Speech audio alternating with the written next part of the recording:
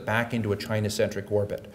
And that would be counter to our interests. And people look, how many of you have been to Japan? You know Japan well. I'm sure many of you do. I just got back. It's a very successful place. If you read The Economist on how Japan grew, they say they got prices right, they invested right. That's not true. Japan was a strategic vassal state of the United States. We adopted it fully and embedded it deeply on preferential terms into the US economy, not for economic reasons, for strategic reasons. And it succeeded. And so if you wanted to do that with Afghanistan today, for instance, or you know, I wouldn't say Syria, but Afghanistan is a good case because we decided to adopt it. Well, then you've got to remove all the restrictions on, you know, certain ag products, on certain textile products, but you've got unions and political interests here that are saying no. So we decided to spend $120 billion a year in a country with $14 billion of GDP. If you'd opened trade preferences, if you'd opened up a lot of the areas as Dulles did for Japan, you could have changed the vector of Afghanistan's people dramatically at a much lower price. So our own political rigidity and our own political interest groups have gotten in the way of John Foster Dulles-like actions as we had in Japan. It's something to think about because we did get a very odd country right, and there was a strategic reason for worrying about which direction Japan would go. And Afghanistan would have fit that, but we decided to spend 10 times probably what it would have cost otherwise and failed. This gentleman right here. Okay, we'll go.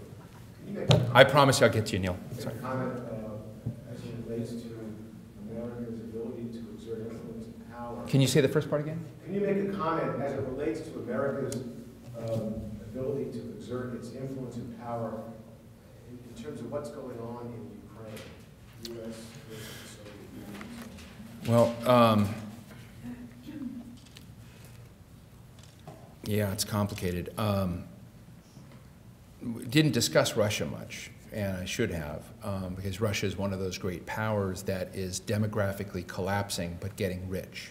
It's a resource-rich kind of petrostate, energy state with a guy running the country who sees himself as sort of a Ronald Reagan of the day, which is to re-inspire Russian belief in itself and to try to restore a sense that it is a global power, that it matters, and Russia, in a way, rather than taking the lessons of markets, is become a kind of energy mercantilist and a real power player. So it, you know, one of the real worries I have about Iran, not to make the issue too complex, is that we saw with Ukraine and Russia the brinksmanship over natural gas. We saw the same brinksmanship over gas to Europe, and it's become easier and easier to imagine something that would have been unimaginable 10, 20 years ago for anyone who's studied, you know, strategic adversaries in the world. China, Russia, and Iran have largely hated each other and been rivals, you know, in the region. But you can imagine circumstances today where it's just too delicious for them to potentially begin to cooperate, where you then have a loose alliance between Iran and Russia with the, you know, basically the first and second level of fossil fuel and natural gas, undeveloped fossil fuel and natural gas reserves in the world, combined with Chinese capital reserves and technology. And you've got a situation there that despite growing energy independence in the United States, people are ridiculous if they think that's just a strengthening fact, because in a way we've committed ourselves to be the guarantor for Japanese energy and European energy. And if you saw this begin to break the back of Europe's energy supply or Japan's energy supply, we've got a real problem. And so I think that we haven't figured out what our strategy with Russia is, and that means that we haven't figured out what our strategy with Ukraine is. Ukraine is tearing itself apart right now, and we obviously, people like Paul Dobryansky and others were trying very, very hard to move Ukraine into the European camp, but that country is torn in two, and we've probably underserved it. When's the last time you remember a US president or someone really devoting serious time into trying to reassure the Ukrainian people that they would have that? They're worried about their security, and Vladimir Putin plays for keeps. And he's very, very nasty to those who are there. And he looks at the, like Georgia, with what happened with the Georgia War when Obama came into office, they look at this as their zone and sphere of influence. And so to have taken Ukraine and to wedge it more deeply in the European Union would be a dagger in the heart of Russia, from Russia's perspective. And we didn't do enough to assuage those concerns in Russia or find the deal with Russia. Russia has really risen by contending with us over Syria, contending with lots of things that may not matter, but they're demonstrating to the world that they matter that way. And so I look at us that we've done a very poor job with Ukraine, and I worry about it. I just, you look at the situation getting worse and worse and worse, and to a certain degree it looks, kind of like an Egypt in an Eastern European sense. So how do you see it?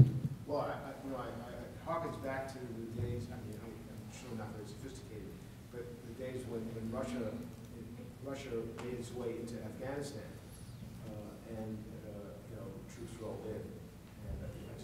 And I don't think troops will roll into Ukraine, but I think that Putin will play hardball no matter which way it goes. I think the current president of Ukraine is done. I mean, I was in China when he decided to leave Ukraine and go to China. That's usually not a smart move by a president when his country's in crisis. But we'll see how it goes. I mean, I think it looks very, very messy, and it's hard to imagine a neat outcome that comes in. I don't think troops will come in, but I do think that depending on which way, let's say they dissolve the parliament, somehow get a political transition, and they go back the European way, I have no doubt that Russia will totally squeeze them on the energy and supply front and cripple them economically. So they're in a real hard place. I don't know how it will come out. But all I know is that the United States, when these things happen, when you look at key Ukraine and where it goes, is way up there in terms of a strategic priority. It's not Iran, but I would put it about number 5, number 6 in terms of the things. It means we didn't tend it because we're distracted by many of these other issues. And that was the point I was trying to make earlier. Yes, sorry about that. Most of your speech is dealt with which country is best posed to deal with tremendous change. Yes. And how these changes relate with each other, hundreds of them. Just mentioned a brief story from my personal life.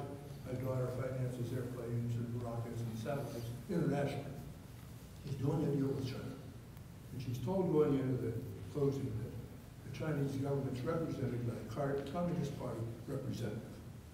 That raises her concerns. She's never dealt with one before.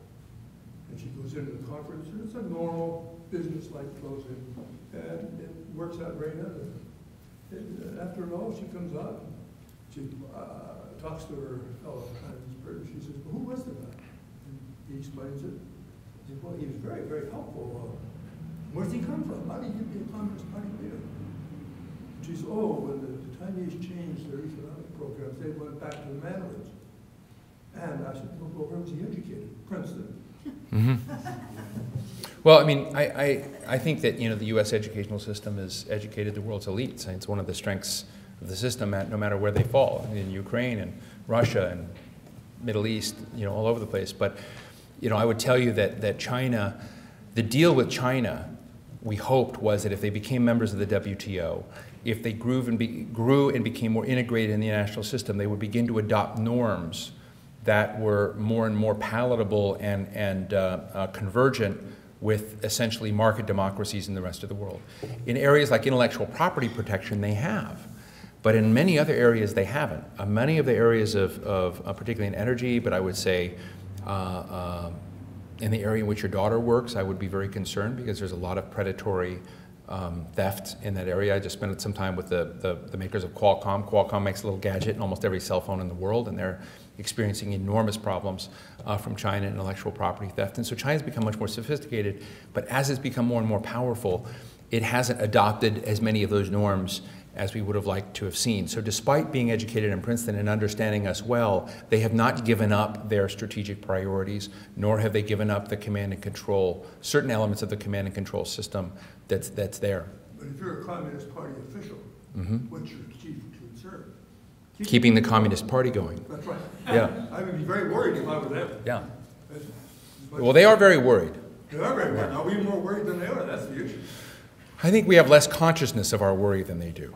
I think a lot of individuals are worried, but I think the national, it's a serious question you pose. I think it's a very important one, and I don't mean to be silly about it. I think there's much less realization of how screwed we are as a country if we don't begin to get things right, if we don't get a Congress that operates, Congress that begins thinking about strategic priorities, the Congress doesn't, shut down the government. I mean, I think unless you get a Congress that somehow can converge around fundamental key roles and responsibilities, our central government will become more and more paralyzed. And what you're seeing in the world interestingly, are the rise of governors and the rise of city mayors as much more interesting global players than national governments, which in many parts of the industrial world are paralyzed, not only in the United States.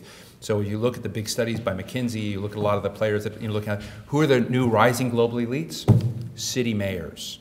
They're celebrities around the world. They're doing their own deals. They're acting as their own ambassadors. It's a very interesting thing. And this is true even in, I wouldn't say it's true in China. The Communist Party has enormous power, of course, over the whole system. But it's interesting how mayors in China and governors of provinces in China have an unbelievable degree of latitude in doing their own deals. It's one of the fragilities inside China is the central authority versus the regional side. But we could talk about China all night another day. Heather's looking at her watch. Yes, over here. On the NSA spying, Yeah. can you talk a bit about the gulf between the foreign policy implications of it and the domestic kind of nonchalance and the implications of that going forward? Well, there's so many different currents with this. I'm on record as having said for a long time that there would be an Edward Snowden that came up because and that things like WikiLeaks were the first market indicators that we had so much secrecy that in fact there would be elements, the sort of new Daniel Ellsberg, that others would come out, and the digital world, the digital secret world is too large, and that there would be people, and that Obama and the Defense Department and the intelligence establishment needed to figure out a way to reform it. I was very offended in the WikiLeaks documents, if any of you have gone through them, to look at the amount of things that should never have been classified. Official death rates in Iraq, incidents of family members trying to chase down what happened to family members who were accidentally killed at checkpoints and whatnot. We were covering up for contractors and doing a lot of there was a lot of stuff that were vital national secrets in WikiLeaks, but there were a lot of things that should never, ever, ever, in any normal, democratic, well-functioning civil society, should never have been classified or made as sensitive as they were in WikiLeaks. And so it made the WikiLeaks and the Edward Snowden issues more complicated to assess, because there's just no doubt that the Snowden revelations on the domestic U.S. I don't think there's been a blasé attitude at all. I think that if you talk to dinner recently with the CEO of AT&T, Eric Schmidt of Google's been on my board at the New America Foundation for 10 years. All of these private companies, we say, oh, people give away all their information anyway to Facebook and Gmail and all of these things, and so they're not worried about it. People and individuals, if you survey them, believe that they are in control, even if they do forfeit that information, but they don't trust the government. And now they trust the companies less because they see the companies as a function of the government, of unwillingly giving away information. So what is, again, what is true or not doesn't matter as much as the mystique or the belief in what they thought was controlling. So AT&T and Google and Facebook and many of the other social media and data collection groups are out there figuring out how do they develop a new social contract with their customers, because there's a lot of doubt and skepticism, particularly among young people who are supposedly be the ones who are willing to give away everything. But that's not what the firms are seeing. So that is a little bit on the private sector public gap. What I think is more complicated with Snowden is that when the revelations on the NSA spying came out, and I think it's true that the head of NSA and Jim Clapper and others, the Director of National Intelligence, were saying that they're not looking into the content of people's conversations, et cetera, et cetera. True or not, they were looking at associations, no names connected, blah, blah, blah. We're being fed a line to some degree that makes us feel as if, okay, they're chasing down terrorists, which they certainly are, and they have a capacity to do this, and they're somehow instilling and inculcating in the system something that prevents abuses of privacy and abuses of authority. The problem is that what we've seen in the ongoing revelations is the NSA finds itself unable to restrain itself. And you see a derelict Congress that doesn't even have the foggiest idea of what was going on, nor the capacity to understand technically and technologically what's going on. So the oversight functions that set the boundaries for behavior are not in place. There's a fantastic article by Dana Priest, who won a Pulitzer Prize for some of this, on the intelligence establishment. She writes for the Washington Post, that I would recommend that people take a look at, because it sort of argues, looks at how sprawling it is, how big it is. It's beyond kind of understanding how to bring it in. I think that that the issue on this side is you need to get Congress back up to speed in being able to set these boundaries. And my dad was a spy. I've been around the intelligence establishment for a long time. The FBI, the CIA, the Defense Intelligence Agency, and others, they use every legal authority they can, no matter how that legal authority was actually established and for what reason, for whatever causes other objectives they have. It's just the nature of how government and law enforcement works.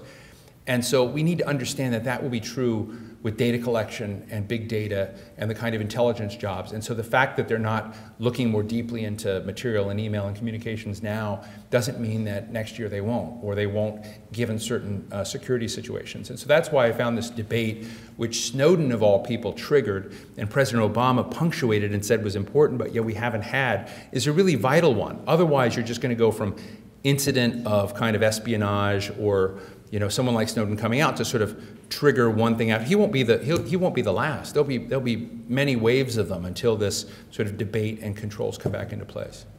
We have the last question. Yeah. I take you back to Iran in the spirit of your urging us to look for strategic clarity in a chaotic world, and you consistently put that very close to the top of the list, if not at the top. And so I would ask for your quick comments, I guess, on the caliber of the deal that seems to be taking shape, and make two observations that bear on that question. One is that I had the pleasure of traveling in Iran in September and was struck by the enormous openness of that culture to doing some kind of sanction-ending, welcoming back to the world community kind of deal, and enormous hope placed in Rouhani as the new president, a very adept fellow. The other comment is it was distressing to see that some of the Republican reaction to the deal seemed to be a partisan and reflexively negative one, and I wonder if there will be things that we need from Congress that we can't get so that the whole deal falls apart. A really important question, and I'll try to be brief, but it's such a great question. One, I'm very jealous of you. I've been trying to go to Iran for years. I haven't gone in. I was just telling someone I've been invited every year by a think tank, and every year my visa doesn't come through, and I call them and I say, my visa's not come through, and they say, please, Mr. Clemons, don't cancel on us. And it's a place that I have many colleagues have gone, and so I'm fascinated with the place. That said, quick trip through Iran. I think Rouhani being where he is a bit of a miracle. I think that the Supreme Leader Khamenei did not want him, but when the support for him became clear, I think Khamenei acquiesced to it because he didn't want to have another revolt and revolution along the lines he had, and decided to give this a chance. And so I think they have a narrow window. The foreign minister, Javad Zarif, is a friend of mine. He was their former ambassador to the United Nations. And he introduced me to the former president of Iran, Khatami, who 5 years ago came in on kind of a global civilizations tour to try to promote discussions with the U.S., with leaders in Judaism, leaders in Christianity, but also political leaders that largely were in that arena. And Khatami told us at a dinner, I wrote about it once, that said, look, we could do a deal tomorrow if you allowed us non-industrial, non-weaponizable reprocessing capacity on largely an R&D basis that would have potential commercial applications. We will make the law of the land embedding inspectors everywhere in the country and do a deal on everything from the MEK to terror units to Hezbollah to whatever. And he put this, it was a dinner, it was a very, very interesting dinner. I heard you had Tom Pickering